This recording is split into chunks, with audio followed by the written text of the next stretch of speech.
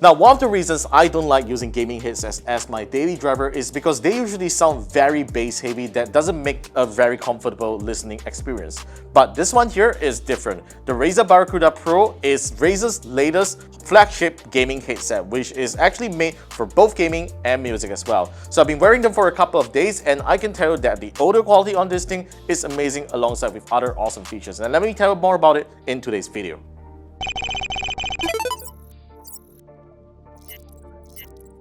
So this is how the Barracuda Pro's box looks like. It is a very premium box by all means, and once you take off this cover, you get to see Razer's eco-friendly packaging, which is part of the company's commitment to sustainability. And the box opens up like this, and this is where you get to see where the headphones are being stored. It is being stored in this case, by the way. And last but not least, you do actually get a couple of paperwork right inside here, including the welcome note by Min Liang Tan, the CEO of Razer, right on the front here, and a couple of manuals, all right?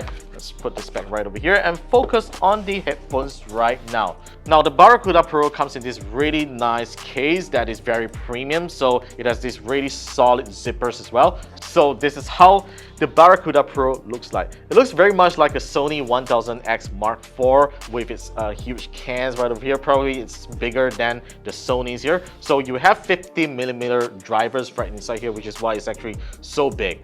Let's take a look at the headphones later, but then we are going to take a look what's inside here, right? So there's a little pocket right over here that stores some cables here, right? So you get braided cables. This is a USB-A to C extension cable, and you also have a standard USB-A to C cable. Now, there's a reason why it has a USB-C connector right over here, because this pair of headphones, apart from supporting Bluetooth wireless connection, it supports Razer's famous 2.4 GHz HyperSpeed wireless connection here. So you have this really nice L-shaped dongle which will fit well on a smartphone. Let me show you how it works. So once you just simply plug into your smartphone with a USB-C connector, and this is how it will look like. It is actually very finger friendly when you're actually gaming on your phone and you don't want any wires tangling around your phone. So I think this is a really great well-designed dongle, but the only thing that I wish here is that I wish they would have just given another USB-C connector right over here so that I can actually charge my phone at the same time while I game. Now, that's not available here, which is unfortunate, but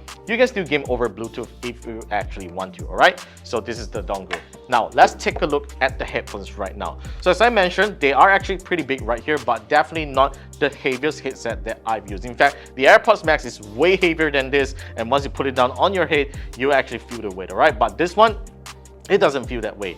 So in fact, right on the top here, you get this really nice soft leather on the headband, which actually supports your head really well. You have this nice sponge that's really soft, and when you put on your ears, it doesn't really make your ears sweat, and that's a really great thing. Now, on this side of the ear cans, you do get a connection switch button, which also works as the switch between ANC and the ambient mode, all right? So you press once to switch between ANC or ambient mode, and you double tap to switch between Bluetooth and Razer's 2.4 GHz wireless mode.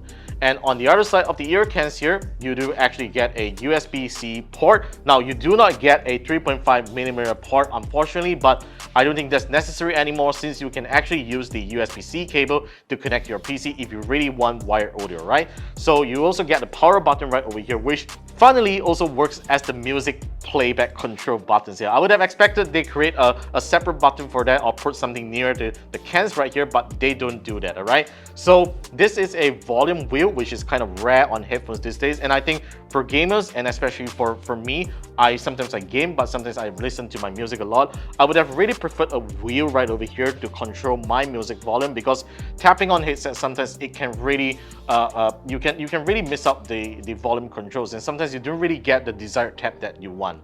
And finally, there is a dedicated microphone mute button here, which is super useful if you're using it for conference calls or if you're talking to someone and you want to just mute yourself. You just simply press on this button and you will instantly get muted.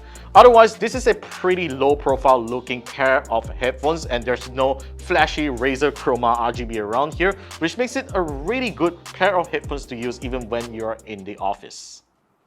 Now, let me show you guys on what you can customize on the Razer Barracuda Pro on your smartphone. Now, the customizations can only be done when the headphones is connected to your smartphone over Bluetooth, which It's kind of weird because I would have thought that it will work the same as well if you have the 2.4 GHz dongle plugged into your phone's USB-C port. So let's head over to the Razer Audio app right now. So as you can see, this is the settings of the Barracuda Pro. It's pretty straightforward. It shows you the battery level and you get access to the equalizer, so you can do a custom EQ if you actually want to, which is pretty straightforward. And you have active noise cancellation right over here, which you can set the level of ANC that you want to have on this pair of earphones. And to be honest, the ANC performance on this is so good that you can't really hear things around once you put them on, except for high frequency sound, just like for example dog barks or some whining sound, which you can still hear pretty clearly. But I have to say that the ANC performance here is really well done. Right, so you also get to change to ambient mode if you actually want to, but unfortunately you can't configure the level of sound for it to come into your headphones, which is kind of unfortunate right over here. You can configure the level of ANC but not ambient sound, right? So you have mic noise cancellation here, you have a low and high noise cancellation here, which I'll do the demo in a bit on how the microphones sound like. You also have a do not disturb mode, so which automatically blocks any incoming calls when you're gaming in the 2.4 GHz dongle. And finally, there's an ultra low latency mode called the game mode, which I think is kind of unnecessary if you already have the USB dongle plugged into your phone, because that already has a very low latency. Now that's pretty much about the app right over here, but other than that, you can upgrade the firmware of the headphones through the app. Now surprisingly, when I have the USB-C dongle plugged in my PC, I can configure the headphones over the Razer Synapse app, which is kind of weird because it just doesn't work on my smartphone, alright? But this is what you can do with the Razer Barracuda Pro on the Razer Synapse app. So you get this sound tab right over here that you can configure the volume levels and of course the active noise cancellation level, just like how you do it on your smartphone. But the interesting thing here is the mixer and enhancement tab here, right? So the mixer tab here allows you to configure spatial audio. This pair of headphones support THX's spatial audio technology, and I can tell that it works really great as I'm watching Netflix movies with Dolby Atmos. I mean, of course, THX is not Dolby Atmos, but then it still works the same way. It has really nice spatial audio effect, and I think it is one of the best virtual surround sound that you can get on a pair of gaming headset. All right, so here you can also customize your own spatial audio modes if you want to, but it really has some pretty good presets here that I don't think that you need to go and customize them. Now as I move on to the enhancement tab, this is where it is totally different from the Razer Audio smartphone app. You can do bass boost, sound normalization, and voice clarity right over here. You can do more sound enhancements right on the enhancement tab here, which of course the Razer Audio app on your phone can only do the audio equalizer stuff, right? And if you head on over to the microphone tab here, this is where it even gets more interesting, because some people would really like to customize how they sound like when they speak to their teammates, right? So you have a microphone equalizer here, which you don't get on the Razer Audio app, so you can customize if you want your voice to be a little bit more bassy or have a little bit more of high frequencies. It's really interesting on what you can do here. And of course, you get this voice gate feature, volume normalization, vocal clarity, and mic noise cancellation right over here. And last but not least, this power tab here allows you to configure the power savings of this headphones here, so you can automatically turn off this pair of headphones if you're not using up to 60 minutes, which is actually good enough. But usually I'll just have it turn off here because I would like to have my headphones turn on as long as it can. And by the way, speaking of power, this pair of headphones can go up to 40 hours on a single charge, which is actually pretty amazing.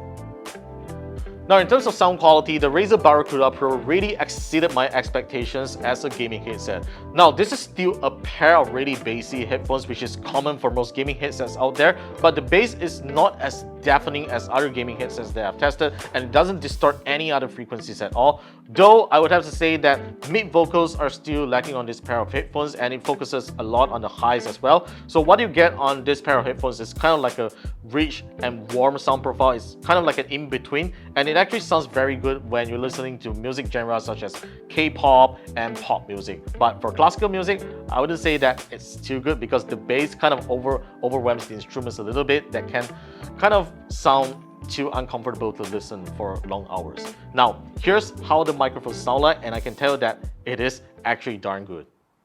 So this is the microphone quality of the Barracuda Pro, where we're recording this video over the iPad M1 and where the USB-C dongle is connected. Now I'm going to switch over to Bluetooth and let you hear the sound difference. And now we're recording the sound over the Bluetooth connection. So do you hear a sound difference? Let me know in the comments below. The Razer Barracuda Pro is available starting today at a price of $250 US. Overall, I think this is a pretty decent price headset for what it offers when it comes to sound quality and features, and I highly recommend that you go check it out if you want a really good pair of gaming headset that could also do well in music. So that's pretty much for my review of the Razer Barracuda Pro. Let me know your thoughts in the comment section down below, and be sure to give us a thumbs up and subscribe to our channel for more videos coming right out. I'll see you guys in our next video.